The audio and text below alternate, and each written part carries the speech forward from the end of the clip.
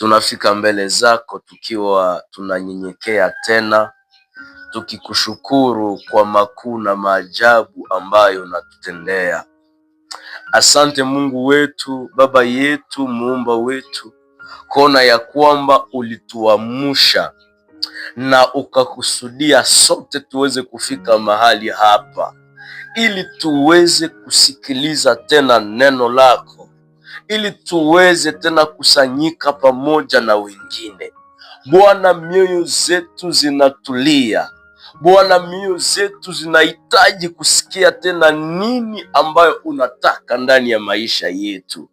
Bwana, hakika tunapokupata wewe tunaitwa wenye heri. Tunapokupata wewe tunaitwa waheshimiwa. Tunapokupata wewe tunaitwa watawala wa dunia. Tunapokupata wewe tunaitwa watawala wa mbinguni, sababu aliye ndani mwetu ni mkubwa kuliko yeye aliye katika dunia. Na wakati sasa tunakusanyika kwa pamoja, Biblia inasema ya kwamba mahali watatu ama mmoja, wawili, watatu wanakaa, na wanakaa katikati yao wakizungumzia neno lako. Biblia inasema ya kwamba wewe ni pahali pale, na unasema ni pale njo kwenye umeamuru chemichemi ya baraka, chemichemi ya uzima. Bwana, tunatulia ndani mwako, sababu tunajua ya kwamba tunaweza yote katika jina lako, katika wewe unayetutia nguvu. Bwana, kwa muda huu ambao tunatafuta sikiliza kile ambacho ulituandalia, tunataka tena Bwana Yesu, wewe mwenyewe useme yaliyo mapenzi yako ndani mwetu. Bwana, tunakusikiliza. Tunaamini ya kwamba uko pamoja nasi katika jina la Yesu Kristo. Amen. Tulishalamuka salama. Jina la Bwana libarikiwe. Juma hili na mwezi huu tu katika mwezi wa Miswaki. Siku ya kwanza mwalimu aliweza kufungua somo hili akituonyesha umuhimu wa kuchapa Injili, na akasema Injili ambayo tunahitajika kufanya ni kwa ajili ya kuwasaidia watu ili waweze kupokea neno la Mungu. Alafu siku ya leo tutazungumzia mashairi mawili. Tukiyamaliza tutabariki jina la Bwana. Ya kwanza ni Mathayo, shairi ambalo tunalizoea kulisoma sana, Mathayo 28. Shairi la 18. Mathayo 28, shairi la 18. Tena tutaweza kuzungumzia Matendo ya Mitume, sura ya kwanza, shairi la 8. Naongoza usomi katika jina la Yesu Kristo. Yesu akakuja kwao akawaambia akisema, nimepewa mamlaka yote mbinguni na duniani. Tufike kuvent hata kama tutazungumzia sana verse 18. Kwendeni basi mukafanye mataifa yote kuwa wanani? Wanafunzi. Tusilinye pale. Mukiwabatiza kwa jina la Baba na la Mwana na la Roho Mtakatifu, mukiwafundisha, tusilinye pale, kushika maneno yote ambayo niliyowaamuru ninyi. Natazama mimi ni pamoja nanyi siku zote hata mwisho wa dunia. Ni neno la Bwana. Amen. Matendo ya Mitume sura ya kwanza, shairi la 8. Biblia, maandiko matakatifu yanasema, lakini mutapokea nguvu wakati Roho Mtakatifu anapokuja juu yenu. Biblia inasema juu yenu, nanyi mutakuwa washuhuda wangu katika Yerusalema na katika Yudea yote na katika Samaria hata mpaka wa dunia. Ni neno la Bwana. Amen.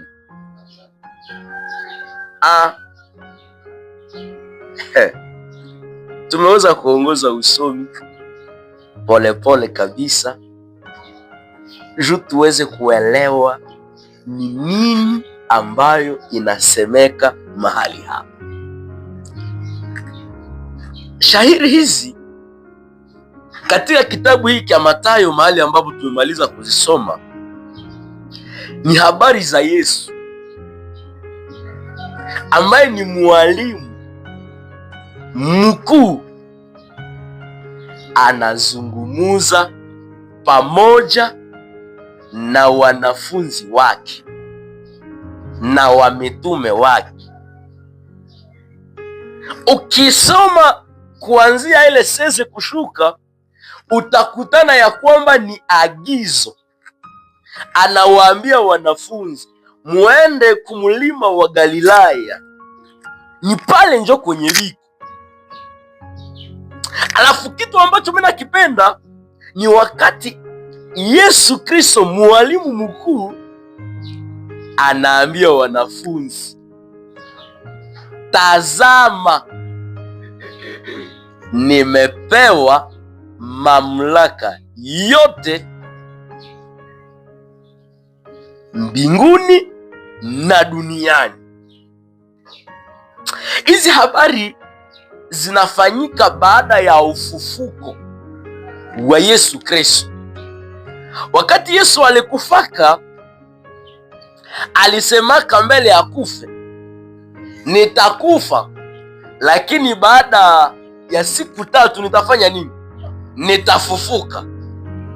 Alafu hapa ni wakati alishakufa na alishafanya nini?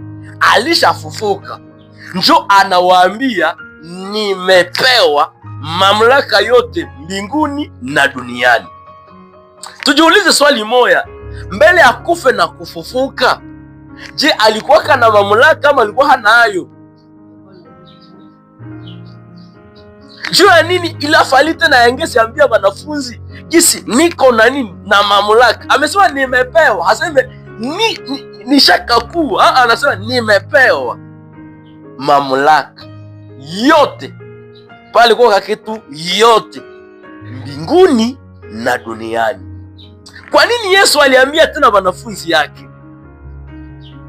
Kitu ya kwanza ambacho tukijifunze kwa shahiri hili ni kwamba Yesu alipenda awakumbushe wanafunzi ya kwamba tayari yeye amekuwa mtawala na mbinguni na duniani.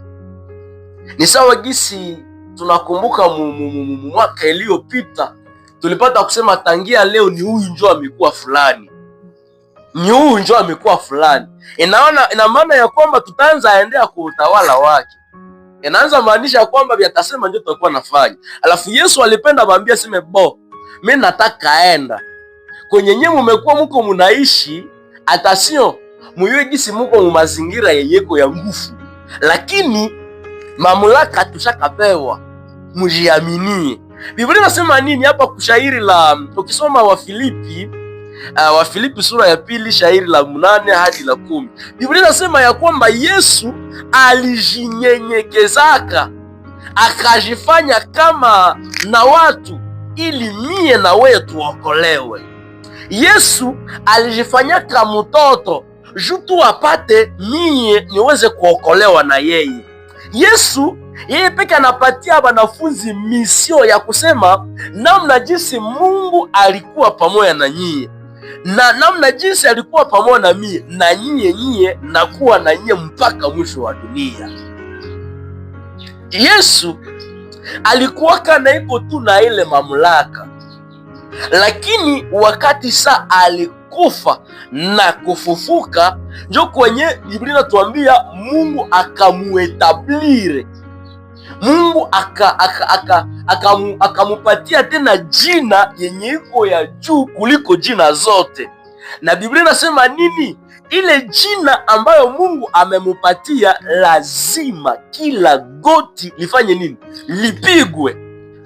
Kila kabila ipige magoti, kila mtu wa ajabu apige magoti. Kwa nini? Kwa sababu ni yeye njo ameinuliwa kuliko watu wote. Biblia inasema ya kwamba ile kitu imefanyiwa kwa aina tatu za watu, mbinguni, duniani na chini ya dunia. Sijui kama Swahili inasema hapa ni Fransai seme nimepewa mamlaka yote, autorite yote katika mbinguni, kwenye dunia na chini ya dunia. Ndiyo, ni ile njo nasemeka pale. Ukakiangalia gisi nasema, inakiasema ile vitu vitatu: dans le ciel, sur la terre et sous la terre. Kote kuko mamlaka yenye Mungu ashakapewa. Alafu ukisoma Kifaransa inasema le ciel, nimepewa mamlaka juu ya mbinguni au pluriel. Swali, mbinguni ziko ngapi? Njo bazitie kulimwa ku pluriel, habazitie kusengilie. Basema nimepewa mamlaka yote mbinguni, duniani na chini ya dunia. Pale niko mkitabu ya Wafilipi sura ya 2. Ukisoma ile utapata maneno namna jinsi ilikuwaka. Lakini Yesu kwa nini alikufa kumsalaba? Hakukuyaka kufa juu tu, alijisikiaka, lakini chanzo yake ya kabambi ni ili mimi na wewe tuokolewe. Ni ile ndio jambo ya kwanza. Jambo la pili, Yesu alikufa kumsalaba juu mie na wewe tumujue Mungu na tukue na uwezo wa kufanya mapenzi yake kwa wakati unaofaa. Amen.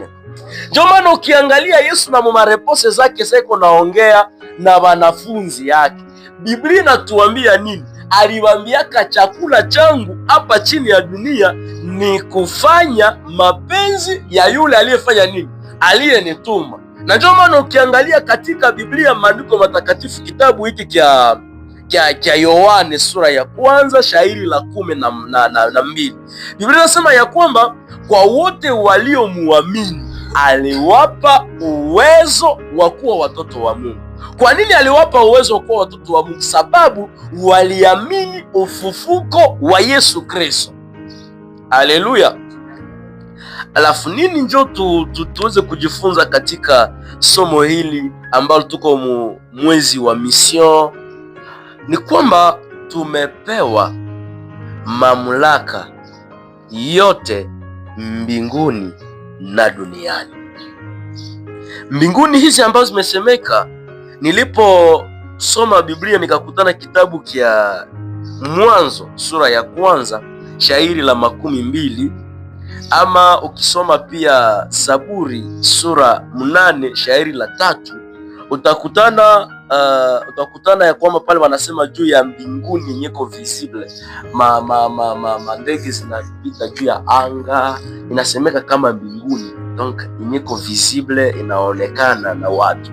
Alafu ukisoma kitabu hiki kia Zaburi kia Mwanzo sura ya 1 shairi la 14 hadi 17, utakutana pale wanakuambia juu ya deuxième ciel ama mbinguni ya pili. Ni pale ambapo kuna maplanete, maetwale, maline, vitu kama na vile, ni kule njo kuna kuwa deuxième ciel. Alafu ukisoma kitabu hiki kia Wakorinto, ni mzuri zaidi tukisome ili tuweze kuelewa nini nasemeka pale. Wakorinto wa pili sura 12 shairi la 2. Wakorinto wa pili sura 12 shairi la 2, Biblia maandiko matakatifu yanasema hivi: Ninajua mtu katika Kristo tangu miaka 14, kama katika mwili sijui, kama nje ya mwili sijui Mungu. Mtu huyu alichukua juu hata ya mbingu ya 3. Tunaelewa kale kakitu, natafuta tu neno mbingu ya 3. Mtu huyu alichukuliwa hata mbingu ya 3. Wafalme wa kwanza sura 8 shairi la 27. Wafalme wa kwanza sura 8 shairi la 27. Pale nako pia kunasemeka ya kwamba pale kuna mbinguni nyingi. Ni kitu kizuri tuweze kusoma, sababu mwezi huu tunataka tuende tupashe Injili tukiwa tunajihakikishia ya kwamba kweli tumepokea nguvu za uwezo wa Roho Mtakatifu. Tuko katika kitabu ya Wafalme wa kwanza sura 8 shairi la 27. Biblia, maandiko matakatifu yanasema hivi: lakini ni kweli kama Mungu atakaa juu ya nchi, tazama mbingu hazikutoshi, wala mbingu za mbingu, munasikia hili, mbingu za mbingu, basi nyumba hii niliyojengea itaweza wapi? Lakini ugeukie maombi ya mtumwa wako. Ofeti, hii ni maombi yenye iko nafanyika hapa pamoja na Solomono, ambayo iko na jiimagine weye Mungu mbinguni hauene yake ndani, na mbingu ya mbingu hauene yake ndani. Kisha hii nyumba yenye mie nimekujengea utaweza enea ndani kabisa.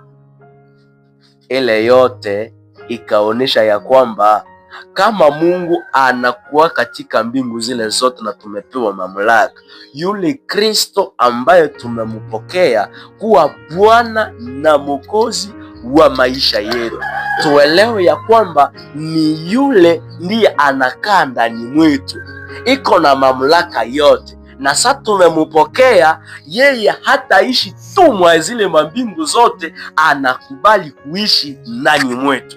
Biblia imesema nini huku kwenye tuliweza kusoma mbele tumalize somo letu hapa kwa kitabu cha Matendo ya Mitume sura ya kwanza shairi la 8. Tumeweza kusema ya kwamba Yesu mwenyewe iko naambia wanafunzi wake wa mitume, anasema lakini mutapokea nguvu wakati Roho Mtakatifu anapofanya nini? Anapokuja juu yenu, na nyie mutakuwa washuhuda wangu. Haleluya!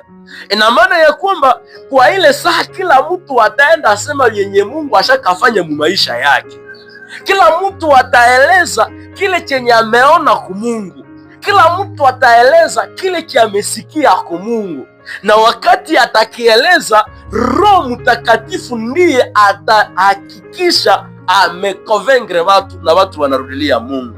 Ni kusema fashi yote kwenye tunaweza kuenda, tusiende na boga, tukuwe washuhuda wa nani? Wa Yesu. Na tuanzie wapi? Yerusalema. Kwa nini Yerusalema? Yerusalema ilikuwa mji ambao wanafunzi walikuwa ndani. Ni kusema tuanzie nyumbani kwetu, mbele tuende wapi? Mbele tuende nje. Biblia inasema kitu kingine ya kwamba na katika Yudea yote. Ni kusema nini? Ile capital. Donc tumemaliza kwetu, alafu tunaweza enda kwenye wajirani. Nao tunaenda wapatia Injili. Ilikuwa maplasi zenye ziko strategic. Na hapa kutatu wanasema na katika Samaria. Zamani kulikuwa konfli kati ya Wayuda na Wasamaria.